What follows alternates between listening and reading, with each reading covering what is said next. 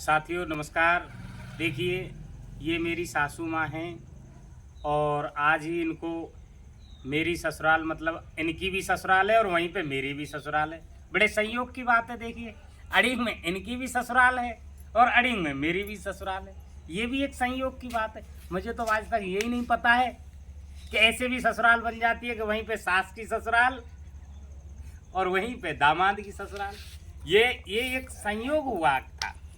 अब इस संयोग के दौरान हम दोनों सास और जमाई पास पास में बैठे हैं, तो ये मुझसे कहने लगी कि मेहमान आज तो मेरी तबीयत खराब है, तो मैं इनको दिखा के भी लाया हूँ।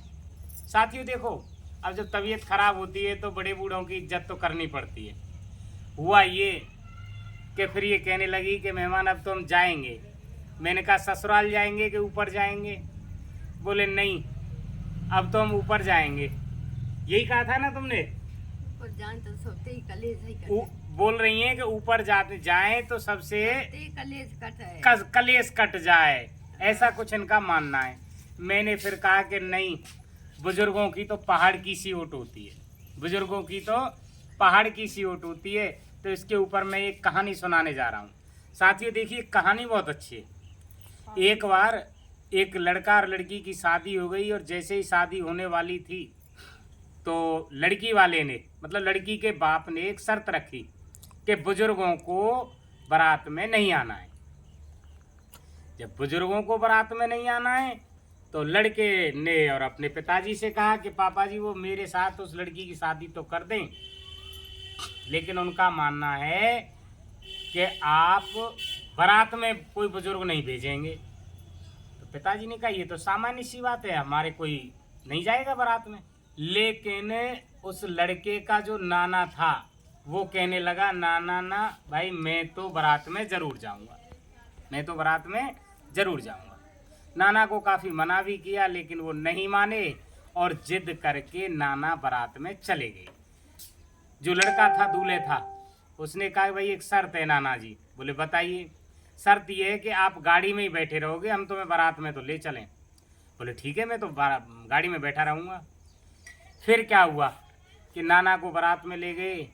जैसे ही बारात में सब बाराती गाड़ियों में से उतरे तो नाना को गाड़ी में ही छोड़ दिया और वहाँ पे पहुँच गए बेटी वाले के घर पे। और बेटी वाले के घर पे जैसे ही हम पहुँचे तो वहाँ क्या देखते हैं कि लड़की के बाप ने फिर एक शर्त रख दी।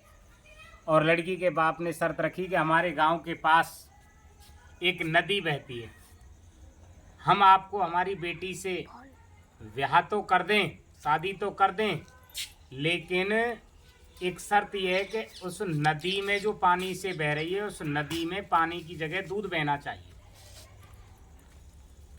लड़के ने सोचा ये क्या अजीब शर्त है, ऐसे कोई कहीं नदियों में दूध आता है क्या? ये शर्त तो हमसे पूरी नहीं होगी। और वो लड़का अपने बारातियों को लेकर के वापस उस जगह पर आ गया जहां पर नाना दुबक के गाड़ियों में बैठे थे। नाना जी ने जैसे ही उनको हाथ के हाथ आते हुए देखा तो बड़ा आश्चर्य हुआ। अरे भाई, तुम इतनी जल्दी कैसे आ गए, इतनी जल्दी कैसे आ गए? तो नाना को उन्होंने बताया कि नाना जी वो तो बेकार की बहुत बड़ी शर्त लगा दी है और उन्होंने कहा है कि नदी में जो पानी बहता है उस नदी में पानी की जगह दूध बहना चाहिए। अब ये कोई शर्त पूरी होने लायक है क्या नाना जी? इतना दूध हम कहाँ से लाएंगे? नाना जी कहने लगे अरे भाई बेवकूफ़ हो, ये तो बहुत ही सरल सी बात है, ये तो बहुत सरल सी बात है, बहुत सिंपल है। ऐसा करो, आप उस बेटी वाले से ये जा कर के कहो कि हम दूध का इंतजाम कर रहे हैं, तुम नदी में जो पानी है उसको खाली करा दो।